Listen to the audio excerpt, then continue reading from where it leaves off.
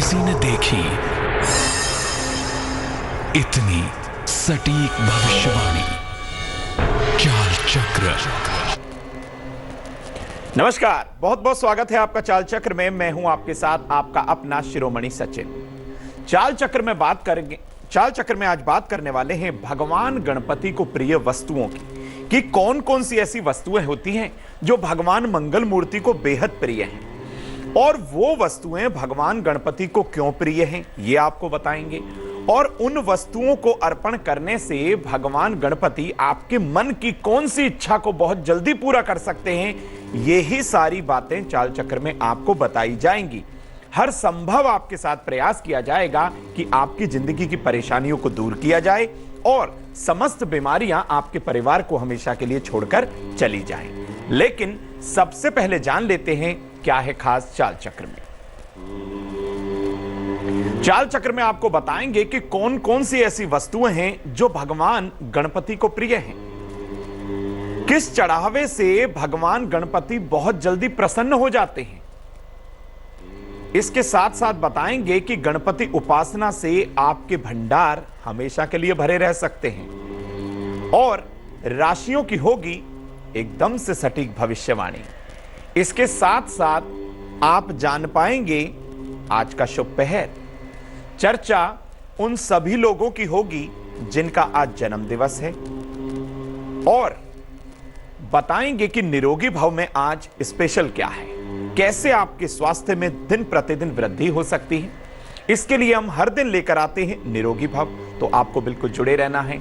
लेकिन सबसे पहले जान लीजिए आज का पंचांग।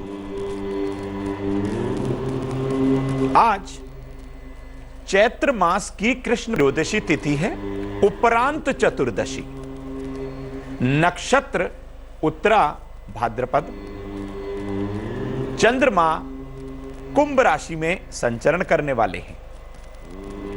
राहु काल का समय रहेगा दोपहर 12 बजे से 1:30 बजे तक। दिशाशूल होगी उत्तर दिशा, यानी आज के दिन उत्तर दिशा की तरफ आपको यात्रा करने के लिए मनाही है। यदि आपको यात्रा करनी पड़े, मजबूरी है, कोई बहुत इंपॉर्टेंट वर्क आन पड़ा है, क्या करें? ऐसे में भगवान मंगल मूर्ति का ध्यान करें और थोड़ी सी मिठाई का सेवन करके आप अपनी यात्रा को शुभदायक, मंगलदायक बना सकते हैं। अब अपने विषय पर आ जाते हैं और आपको बताते हैं सबसे पहले कि भगवान गणपति को प्रथम पूजनीय क्यों माना जाता है। क्यों सारे पूजा पाठ में, हर अनुष्ठान में, हर मंत्र जाप में, किसी भी यंत्र पूजन में, मंत्र पूजन में, या फिर किसी भी तरीके का आप पूजन करें तो भगवान मंगल मूर्ति को क्यों प्रथम पूजनीय मानते हैं, क्यों सबसे पहले इनको रिझाया जाता है, मनाया जाता है। भगवान शिव और पार्वती के पुत्र श्री गणेश जीवन की समस्याओं को हल करने में एकदम से सक्षम है, इसलिए इनकी पूजा सबसे पहले की जाती है अपनी कुशाग्र बुद्धि से, क्योंकि हर पेरेंट्स चाहते हैं कि हमारे बच्चे की बुद्धि जो है वो एकदम से कुशाग्र हो, वो हर कार्य में अव्वल रहे। तो अपनी कुशाग्र बुद्धि से सर्वप्रथम, यानी कि सबसे पहले भगवान गणेश ने अपने माता पिता की परिक्रमा की थी, और कार्तिकेय जी से पहले अपने माता पिता के सम्मुख प्रस्तुत होने के कारण इन्हें सभी देवी देवताओं में सर्वप्रथम पूजनीय माना जाता है। क्योंकि ऐसा कहा गया था, कौन इस सृष्टि का, कौन इस ब्रह्मांड का सर्वप्रथम एक परिक्रमा करके आएगा, और माता पिता के तो अंदर ही सृष्टि है, ब्रह्मांड है, सब कुछ है। तो भगवान गणेश ने सोचा कि मैं सृष्टि का चक्कर लगाने के बजाय अपने माता पिता की परिक्रमा कर लेता हूं, सर्वत्र कार्य सिद्धि हो जाएगी और सबसे पहले अपने माता पिता के सम्मुख प्रस्तुत हो जाऊंगा। इन्हीं कारण से और इसी एक भाव से सभी देवी देवताओं में मंगल मूर्ति को सबसे पहले पूजनीय मानते हैं। इन्हें रोली मोली चावल, धूप दीप, मोदक और दूर्वा अर्पण करने के पश्चात अपनी समस्या के लिए इनसे प्रार्थना की जाती है। ये समस्त सामग्री आप भगवान गणपति को अर्पण करें और भगवान गणपति से अपनी समस्या के लिए निवेदन करें। यदि आपने ऐसा किया तो मंगल मूर्ति आपकी इच्छा जरूर पूरी करेंगे। अब आपको बताते हैं कि भगवान गणपति को मोदक क्यों प्रिय है। सबसे पहले तो आप ये साइंटिफिकली भी जान लीजिए। मोदक को शुद्ध आटे से, गेहूं के आटे से, देसी घी से, खोए से, गुड़ और नारियल से बनाया जाता है। यह सारी चीजें स्वास्थ्य के लिए सर्वोत्तम मानी गई हैं। कोई भी इसमें एक ऐसी चीज नहीं है जो आपके स्वास्थ्य के ऊपर प्रतिकूल प्रभाव डाले, यानी कि किसी तरीके का कोई नकारात्मक प्रभाव आए। सारी की सारी सामग्री आपके स्वास्थ्य के लिए उत्तम है। भगवान गणपति को बार बार भूख लगने की वजह से उन्हें मोदक अर्पण किया जाता है और गणपति अथर्व शीर्ष में कहा गया है कि 1000 मोदक भगवान गणपति को उनका भोग लगाने से आपके मन की इच्छा पूरी हो जाती है। हर तरीके से आपकी मनोवांछित फल आपको मिलने लगता है। इसलिए अपने बच्चों को भगवान गणपति को भोग लगे हुए मोदक का सेवन आप जरूर कराइए। ऐसा करने से उनकी बुद्धि कुशाग्र होगी, वो हर कार्य में अव्वल आएंगे, उनका पढ़ाई में मन लगेगा, वो गलत रास्ते पर नहीं जाएंगे और हमेशा अपनी माता पिता की सम्मुख रहेंगे, जिस प्रकार भगवान गणेश रहते हैं। तो हमें अपने बच्चों को आदर्श बनाना है, आदर्शवान बनाना है, उनके अंदर इस तरीके के आदर्श स्थापित करने हैं कि वो बड़े बुजुर्गों का सम्मान करें। यही हमारा हर संभव प्रयास रहता है। अब बताते हैं कि भगवान जो गणपति हैं उनको दूर्वा घास क्यों प्रिय है। थोड़ी सी दूर्वा अर्पण करने के पश्चात मंगल मूर्ति की प्रसन्नता देखी जा सकती है। आप महसूस कर सकते हैं एक सकारात्मक ऊर्जा को भगवान गणपति को दूर्वा अर्पण करने के पश्चात। भगवान मंगल मूर्ति को हर पूजा पाठ में दूर्वा घास, जिसे दूब भी बोलते हैं, घास भी बोलते हैं, दूर्वा घास इसको बोला जाता है, ये अर्पण की जाती है मंगल मूर्ति को। अब ये क्यों अर्पण की जाती है ये जानना बहुत जरूरी है। अनलासुर नाम के दैत्य को निगलने के बाद, क्योंकि अनलासुर ने आतंक मचा दिया, लोगों का जीना मुश्किल कर दिया, तो सभी देवी देवता भगवान मंगल मूर्ति के पास पहुंचे और उन्होंने अनलासुर नाम के दैत्य को निगल लिया, यानी कि उनके पेट के अंदर अनलासुर चले गए और इस तरीके से भगवान मंगल मूर्ति के उदर में, पेट में जलन होने लगी। तब कश्यप ऋषि ने 21 गांठें दूर्वा की बनाकर भगवान गणपति को निगलने के लिए दिया और दूर्वा घास के ठंडी होने की प्रवृत्ति के कारण 21 गांठें बनाकर जब भगवान गणपति को ये दी गई तो उनके उदर की अग्नि शांत हो गई, जिससे उनको काफी राहत मिली। ऐसा मानते हैं तभी से भगवान गणेश को दूर्वा अर्पण करने की प्रथा शुरू हो गई। तो आप भी किसी कार्य के लिए जाएं, दूर्वा अर्पण करें। 21 दूर्वा को एक साथ इकट्ठी करके, ये विधि जान लीजिए कैसे दूर्वा अर्पण करनी है, फिर ये ना कहिएगा कि पंडित जी ने बताया नहीं था। 21 दूर्वा को एक साथ इकट्ठी करिएगा और एक गांठ बना लीजिएगा। इस प्रकार ये एक बंच बन जाएगा, एक गुच्छा बन जाएगा, 21 दूर्वा का एक गुच्छा। तो कुल मिलाकर 21 गांठें यानी 21 गुच्छे बनाकर भगवान मंगल मूर्ति को उनके मस्तक पर आप अर्पण करें। ऐसा यदि आपने कर दिया, देखिए चमत्कार होगा।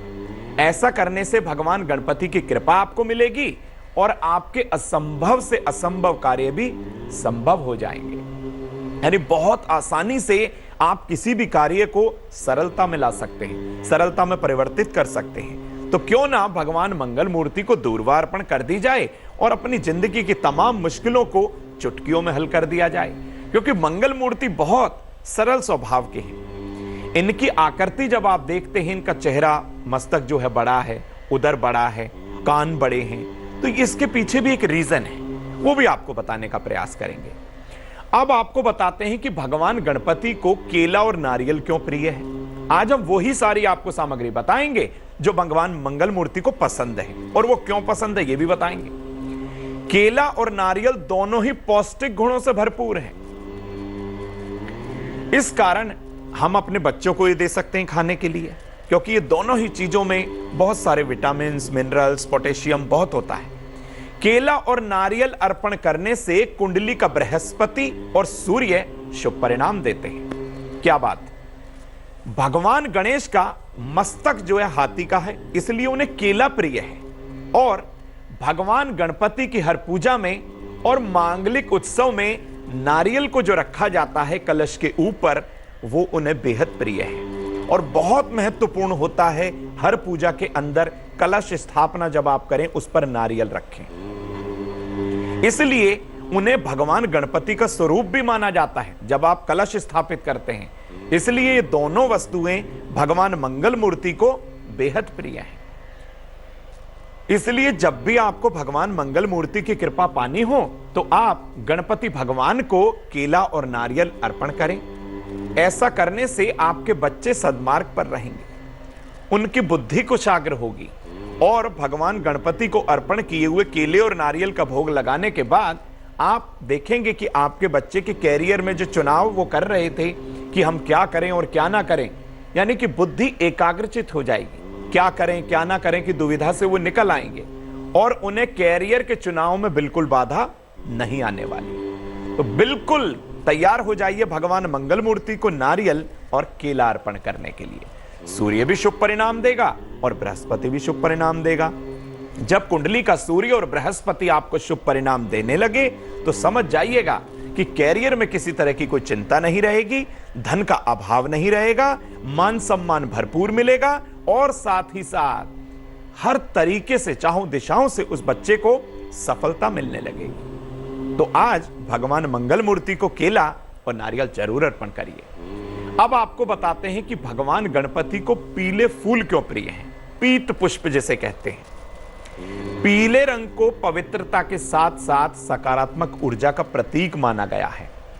यानी पीला रंग अपने अंदर एक सकारात्मक ऊर्जा यानी कि एक पॉजिटिव एनर्जी समाहित किए हुए है। अपने आप में बहुत दिव्य है ये पीला रंग। 108 पीले फूल भगवान गणपति को गंग मंत्र का जाप करते हुए, ये भगवान मंगल मूर्ति का मंत्र है, महामंत्र है गंग मंत्र का जाप करते हुए अर्पण करने से आपके रुके हुए धन की आपको प्राप्ति होगी और आपका असंभव से असंभव कार्य भी हो जाएगा।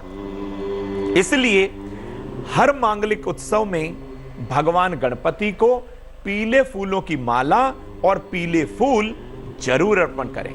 यदि आपने ऐसा किया तो आपके मन की इच्छा पूरी होने के साथ साथ आपके परिवार के सभी लोग स्वस्थ रहने लगेंगे। और एक बात आपको बता दूं कि यदि भगवान गणपति को आपने पीले पुष्प अर्पण तो कर दिए, अर्पण करने के बाद उन्हीं पीले फूलों में से 5 पुष्प उठा लीजिए और पीले रुमाल में रखकर अपने घर के धन रखने वाले स्थान पर रख दीजिए। बरकत देखिए आप, 100% आपको लाभ होगा।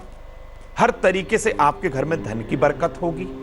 कहीं पैसा फंस गया तो वो इस प्रभाव से वापस आएगा और कहीं ना कहीं पैसा जो बीमारियों पर खर्च हो रहा था हमेशा के लिए वो रुक जाएगा, यानी कि आप स्वस्थ होने लगेंगे। दिन प्रतिदिन आप दवाओं का सेवन कम कर देंगे, सिर्फ और सिर्फ भगवान गणपति को पीले पुष्प अर्पण करने के बाद। कितना सरल है ये, करके देखिए कैसे लाभ आपको नहीं मिलता, जरूर आपको लाभ मिलेगा। चाल चक्र में आपको दैनिक राशिफल बताएंगे और बताएंगे कि आज का शुभ पहर क्यों है खास। लेकिन ब्रेक के बाद जो समय होता है वो सबसे पहले आपके स्वास्थ्य का होता है, तो जान लीजिए क्या है खास निरोगी भाव में।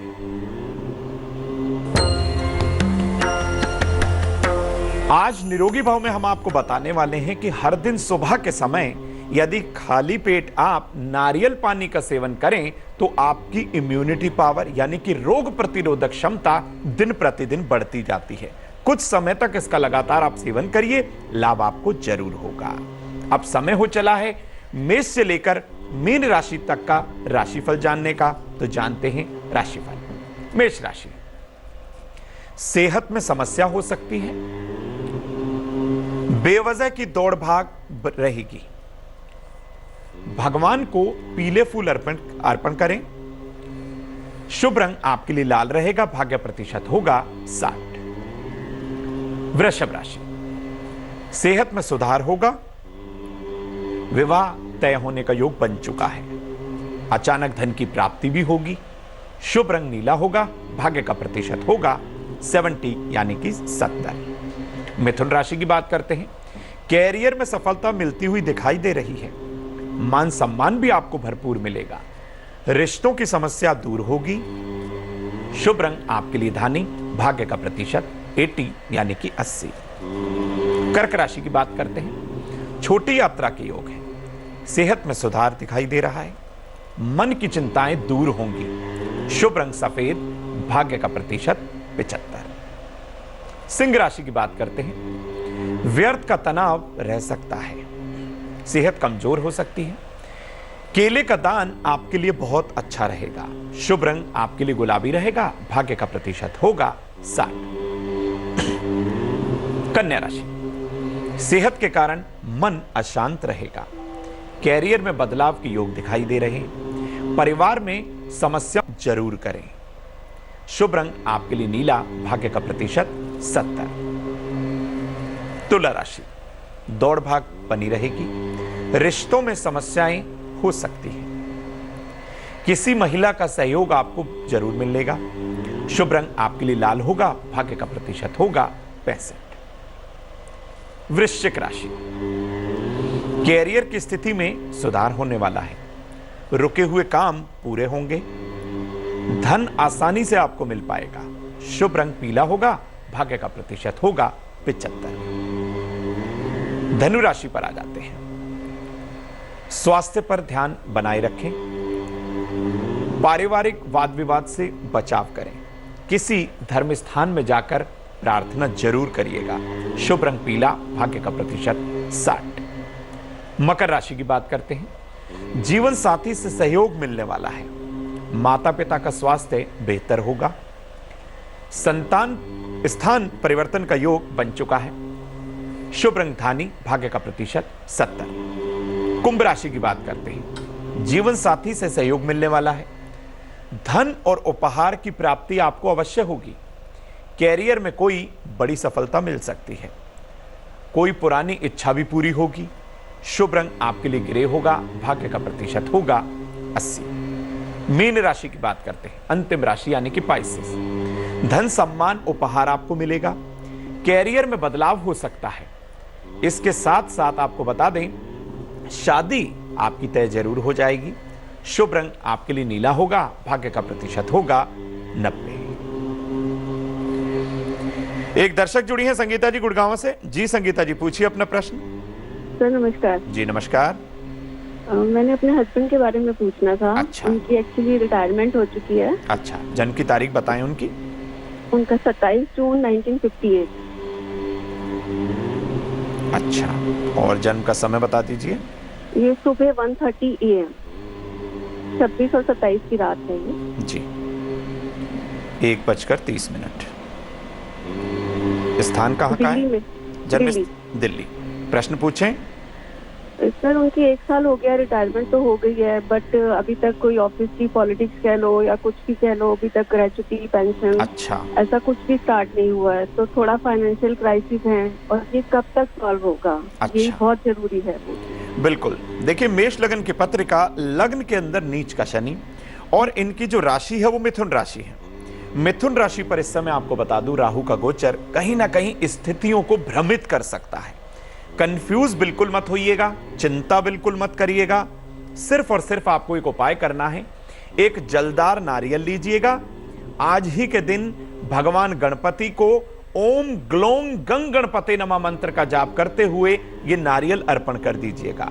मंत्र का जाप कम से कम 27 बार करिएगा। उसके बाद ये नारियल कुछ दक्षिणा और पीले फूल रखकर भगवान मंगल मूर्ति को अपनी कामना बोलते हुए, इच्छा बोलते हुए उनके श्री चरणों में अर्पण करिएगा।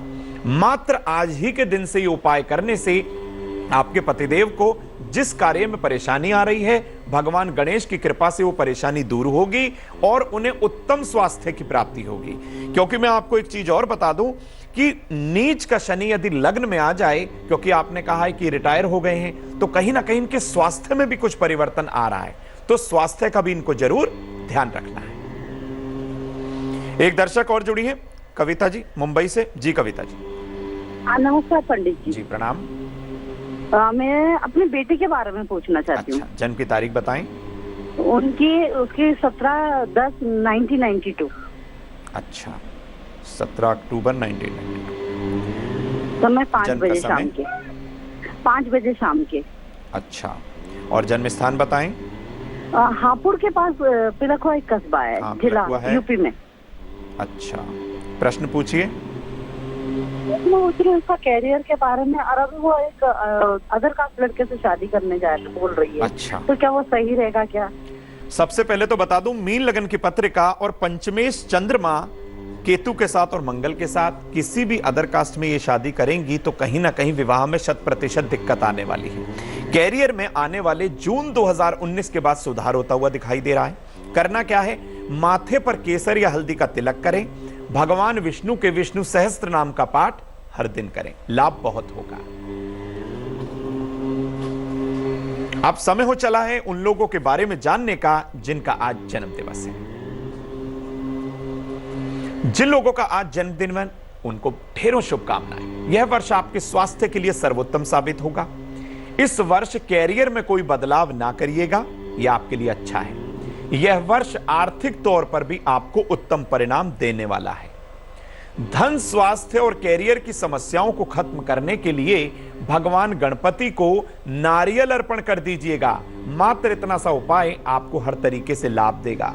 आपका कार्य सिद्ध हो जाए तो जरूरतमंद लोगों को गेहूं का दान करिए, तो आने वाला संपूर्ण वर्ष आपके लिए मंगलकारी साबित होगा। अब समय हो चला है आज के शुभ पहर को जानने का, तो जानते हैं आज का शुभ पहर। आज के शुभ पहर का समय शाम 7:30 बजे से 9 बजे तक है। इस समय ओम मंत्र की ध्वनि यानी कि ओम मंत्र का जाप आपको 108 बार करना है। आपकी स्वास्थ्य की तमाम समस्याएं इस मंत्र की ध्वनि से, जब सारा एटमॉस्फेयर गुंजायमान होगा तो कहीं ना कहीं आपके स्वास्थ्य की समस्या हमेशा के लिए खत्म हो जाएंगी। अब समय हो चला है सभी बंधु माताओं बहनों से विदा लेने का। मुझे दीजिए इजाजत। लेटेस्ट खबरों के लिए यूं ही देखते रहिए तेज, और इस वीडियो के पसंद आने पर लाइक, शेयर एंड सब्सक्राइब करना ना भूलें।